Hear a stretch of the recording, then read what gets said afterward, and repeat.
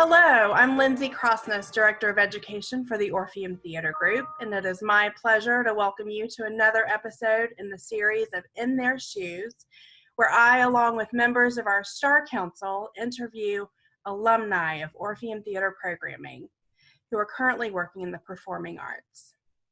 I would like to take a moment to thank our generous sponsors and donors whose continued support allows us to bring arts education to the Mid-South community.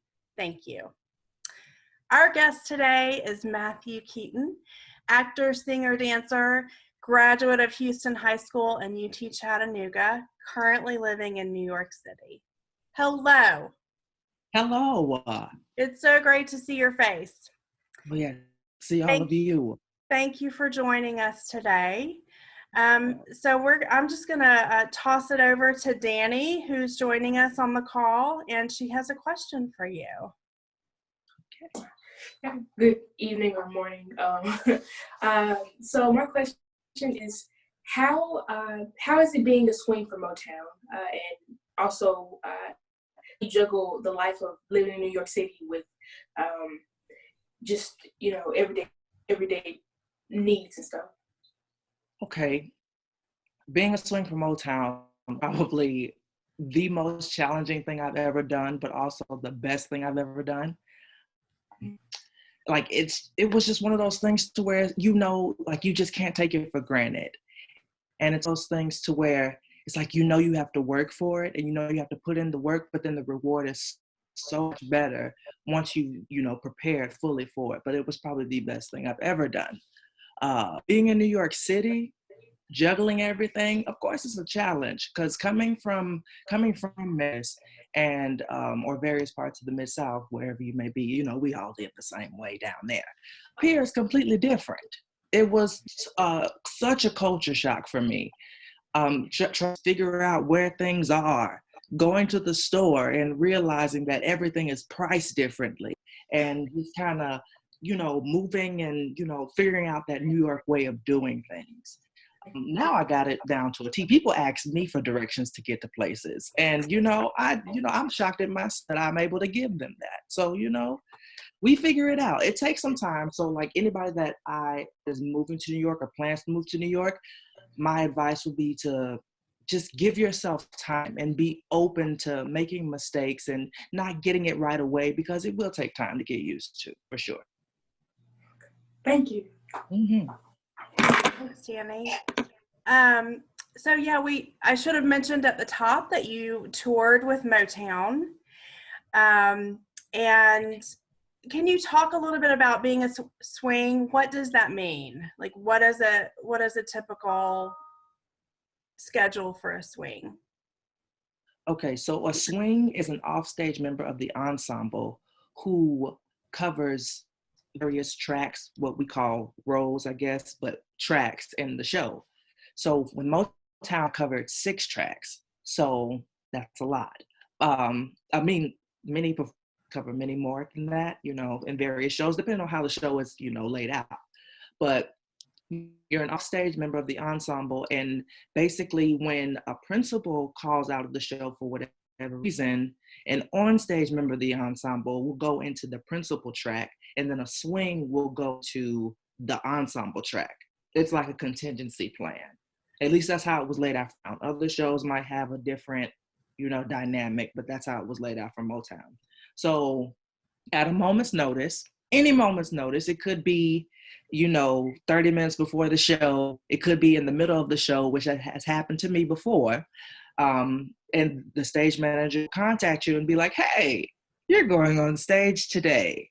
And you're like, literally the only thing you say is, okay, okay. And then you go, and at a moment's notice, you are on stage doing it. And yeah, swing life, swing nation, hashtag, yes. So how long does it take you to learn all the different tracks? I honestly don't think you ever stop learning. We had officially 2 weeks to learn most of our track. However, I didn't go on stage. I didn't make my debut until almost a little bit over a month of being on tour. So basically I had a month to prepare. So It just depends, but the standard is kind of 2 weeks. Thank you. Miranda, do you have a question? So you're talking about your touring show that you were in. What are some noticeable differences between being in a touring show and being like in a regional show where like you kind of live in the area you're performing? I would say we have to be a little on our toes when we're on tour. Because, for instance, I was in Canada, and we had no clue that this was a thing. They have a holiday up there called National Family Day. And on National Family Day, it's when everybody just stays home and time with their families. It's literally a holiday. And we arrived there on National Family Day, and everything was closed. And we were so confused because it was like, it's Tuesday. Like, it's not like an Independence Day or like anything. It was National Family Day. So we had to figure out how, what we could eat, where we could go, that type of thing. So being on tour, you kind of have to adjust in every city that you go to because every place is different. Being in a regional show, it's just kind of like, okay, we know where the grocery store is. We know where the restaurants are. Once you kind of figure out, it's just a matter of what you want to do that day. So yeah, it's kind of, yeah. Do you have a favorite city that you visited on tour? Oh goodness. I love Vancouver. I love Vancouver, and I loved Thousand Oaks, California, and Costa Mesa, California. Yes, that's the first time I had, what's it called, Wiener Schnitzels or something like that. It's like a hot dog place. It was so good. Shout out to Costa Mesa, California. I'm sure they appreciate that. Look, I appreciate them. So Matthew, you did a residency with Open Jar Institute in 2017.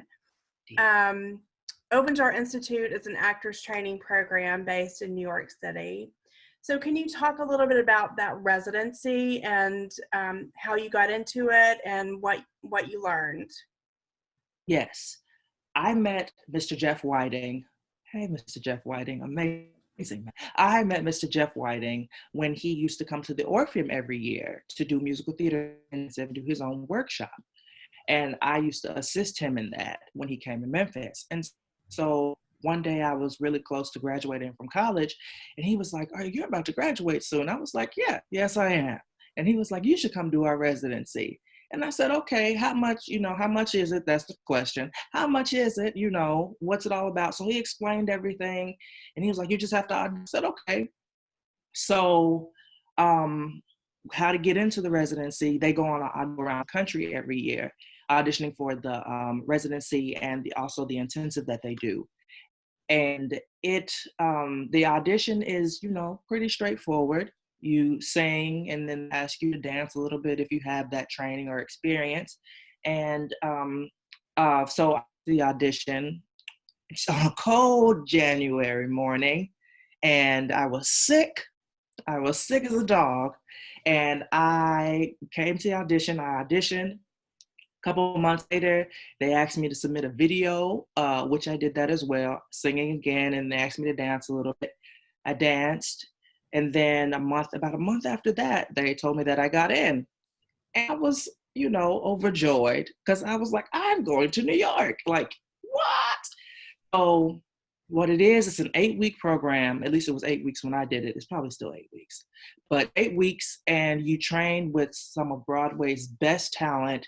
You take master classes for different casting directors, different actual directors and different creatives that are on Broadway. You take master classes with Tony winners and people that just have the experience, and they can give you the proper tools and advice to help you kind of navigate the industry and get your feet around.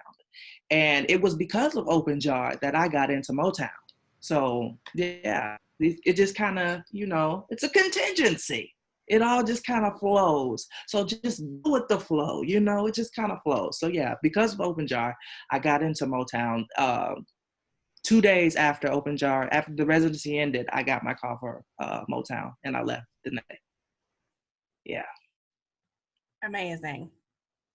Mhm. Caleb, do you have a question for Matthew? Yeah. So I'm actually like really interested in the whole touring aspect, and like honestly, like you want to pursue acting and everything and musical theater, and I would love to Broadway and everything like that's the dream. But like honestly would love more to be on a national tour. Can you like kind of explain the audition process for a national tour and how they go about having that, and then just like life on tour? Okay. The audition process for a national tour is pretty much the same for any show that you pretty much audition for up here. Usually they'll invite you in. They'll either give you an appointment if they just know you or the casting office knows you or that, or they'll just have an open call or a singer's call or a dancer's call, depending on what they ask for. You go to whatever, best suits you. So you go in and you go to the singer's call, you'll sing whatever they ask for, the dancer's call, you'll do a combination. Then they'll call you back and you'll do the opposite of what you didn't do the first time. And then from there, they'll just kind of do, like they'll give you sides and more songs, and just they'll start to layer the material to see what you actually can do and how well you can fit into the show. And after you do all that, you'll probably do that anywhere from 2 to 5 times, literally 2 to 5 times. Because I went in for Motown probably 4 times, 4 times. I went back 4 times. They just layered stuff on, which was great because I was living for every moment of it, because I was like, they're calling me back.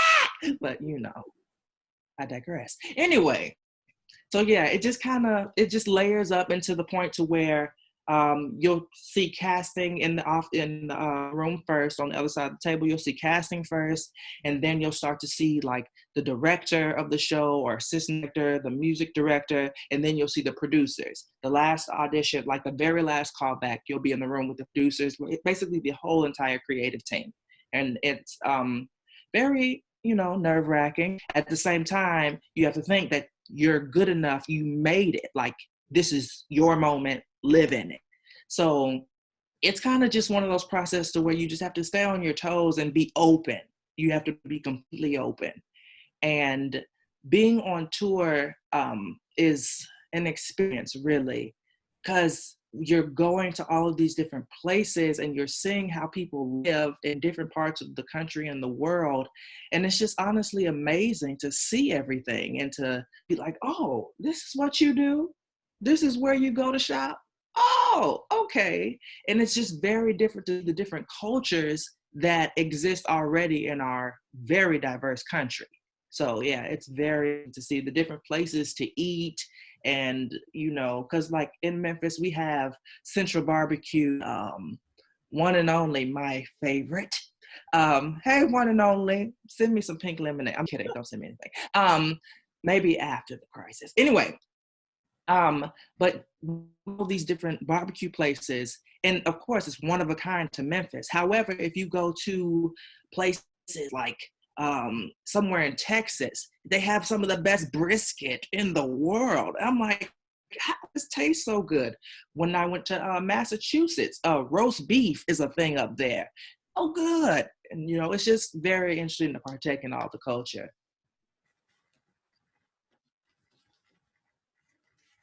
Star Council, any other questions for Matthew?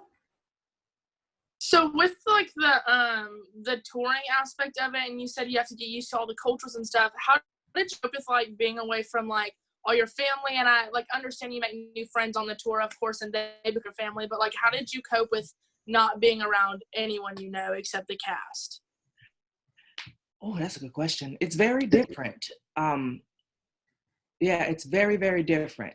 Because like when I referring back to Motown, when I did Motown, that was the first time I had been away from my family for a holiday, like any holiday, Thanksgiving, Christmas. I wasn't there. I was on tour. And it was very, very different. But however, like you said, you kind of adjust because it's that natural human longing to be with people on a holiday. And so like your cast, they kind of, become your family, and they kind of we stick together because we're around each other 24/7. We live with each other, like we're always around each other. So it was very different. It was kind of tough at first because it's just like, oh, my family, that signature dish that you can look forward to.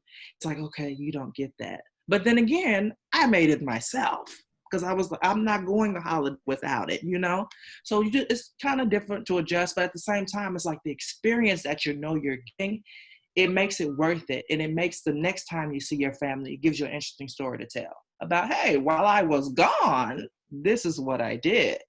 That type of thing. Yeah. Caleb. So most of us are going into college now, and like graduating. We're going into musical theater. I know I'm gonna pursue the BFA in music theater. So can you do you have any advice for people or about like how pursuing work in college, like kind of outside of college, and then pursuing work after college? Yeah. Pursuing work in college. Now, I didn't go to school for musical theater. I got my BA in communications with in public speech. Nothing to do with theater at all. However, I was working at the Orpheum during the summers in my theater, so I was still being artistic, in a way. But in college, I would say get everything you can. If you have a question, ask it. Who cares what people think? I'm like, why would you ask that? I need to know. That's why I asked. Make sure that you're squeezing every bit of information that you can. Every curiosity, squeeze it out while you're in college, while you're paying for it. You might as well get what you pay for. So squeeze everything out. Because when after you graduate, it's, the plan can change. The plan, what you've learned, some of that can change really quickly. That's what I learned in New York because I grew up doing community theater in Memphis and, got all of this training and got all of the experience and things that I thought were concrete. New York City looked at me and said, well, maybe not. But it's something that you have to be open to adjust to. So I would say while you're in college, get all that knowledge you can, start to make a written plan for yourself, like physically write it down. Write a plan out for yourself, write your goals down, elaborate on how you're going to make those goals and how you're going to reach them.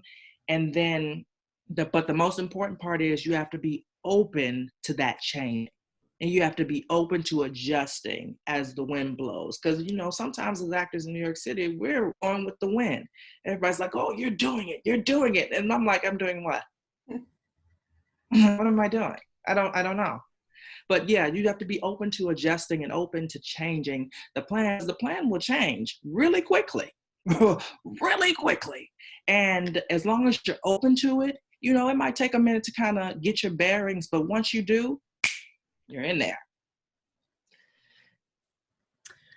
Matthew, you're one of the most optimistic folks I know. So how do you stay so positive, especially in this time? Oh, how do I stay positive?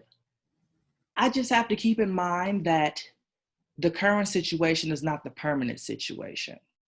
I know that, I live on the sunny side of the street. I say that all the time. I live on the sunny side of the street. I believe in the sunny side of the street. And, there might be some clouds in the sky here and there, but the sun is always shining, whether you see it or not. So I stay positive because I know that everything will get better. Everything will be different.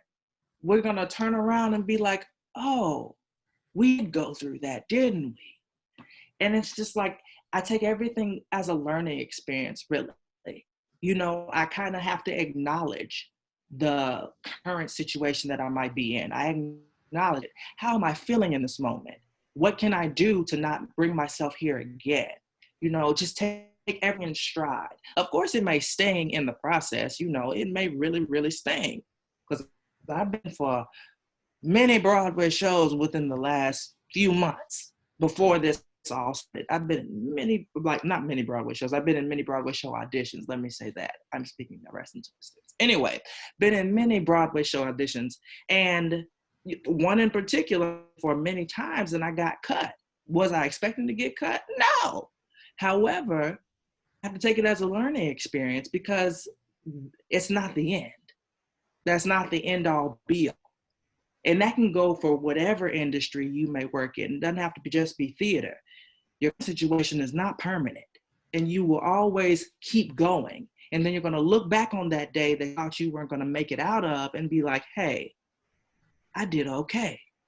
I'm still here. I can still keep pursuing everything.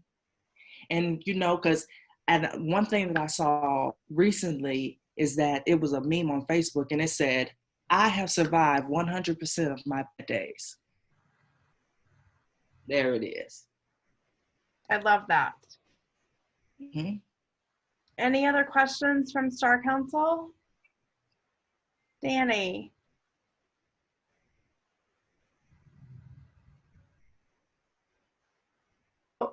Okay, so with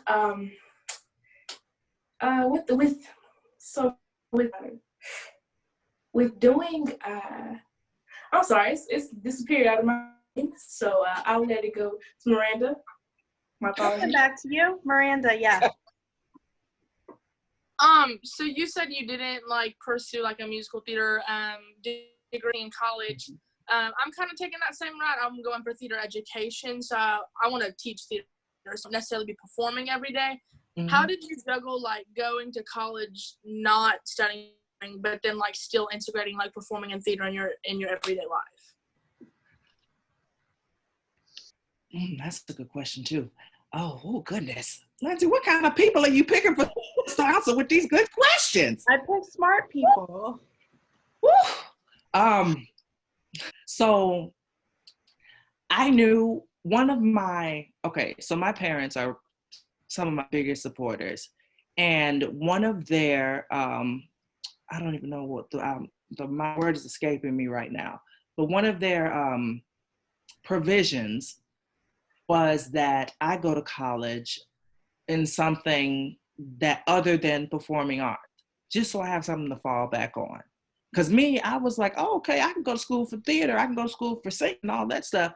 And they were like, yeah, you could, and you'd be great at it, but just for us and for our sanity.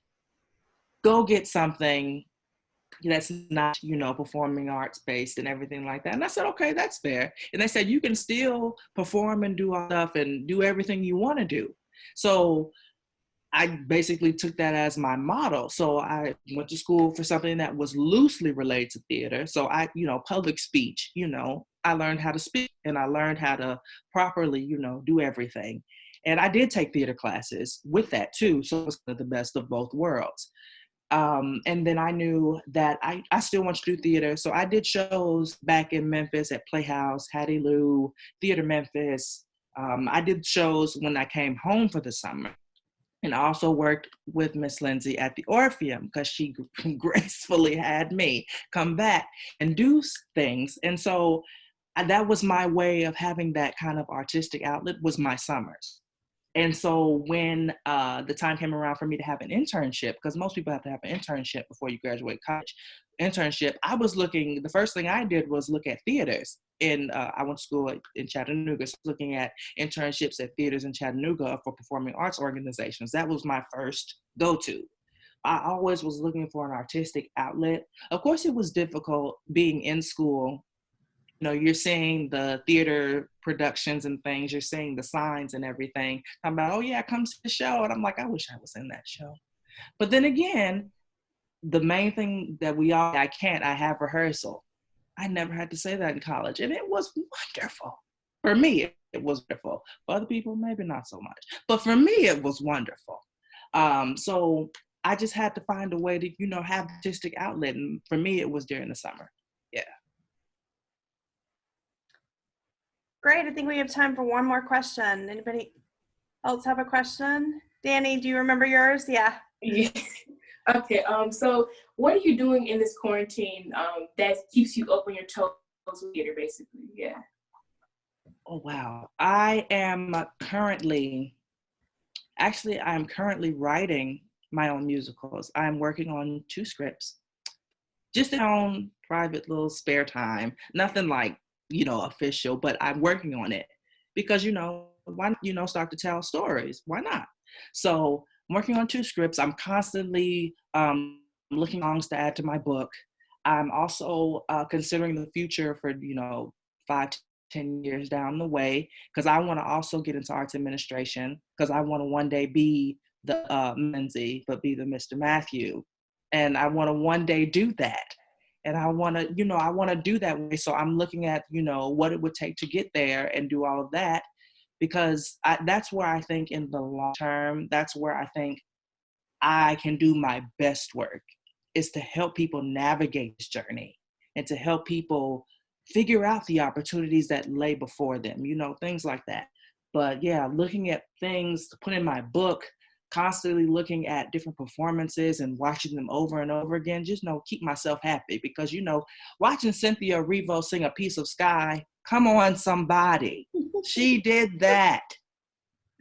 Oh, but yeah, those are the things that were just to kind of keep myself up. That's amazing. Thank you. So Matthew, a few questions before we go that we ask all of our guests. Mm-hmm. Obviously, food is important to you. What food or beverage do you have to work successfully? I love baked beans, so I'm going to say baked beans, because every time we are at Orpheum, we have One and Only, we also have baked beans. So I would say baked beans, and I love a good ginger ale. Okay. I love a good ginger ale too. So most listened to song on your playlist right now? This is hard. I would say Golden by Jill Scott. I listen to that song every day. Okay. Favorite Orpheum memory? Favorite Orpheum memory? Oh my Lord. I would say being in rehearsals for HSMTA. Any particular part? Very particular part. Whitehaven. Those who know, they know. If you don't, see you next time. All right. And finally, the series is called In Their Shoes. So you got to show us your shoes. Okay. Look, I got a pair for you. Hold on. I didn't think you'd have to go get them. Oh, hello. Yes, these are my shoes. They match this tie. It's kind of nice. Yes. Of course. These are my shoes. Yes. Well, one of the spiffiest dressers I've ever seen. Amazing. I do what I can, Yes. Love it. Well, Matthew, thank you so much for joining us today from New York City. And we hope you're safe and healthy, and miss you, and keep up the good work. Thank you. Thank you so much for having me. Good to see all of you. Thank you, Star Council. See you next time.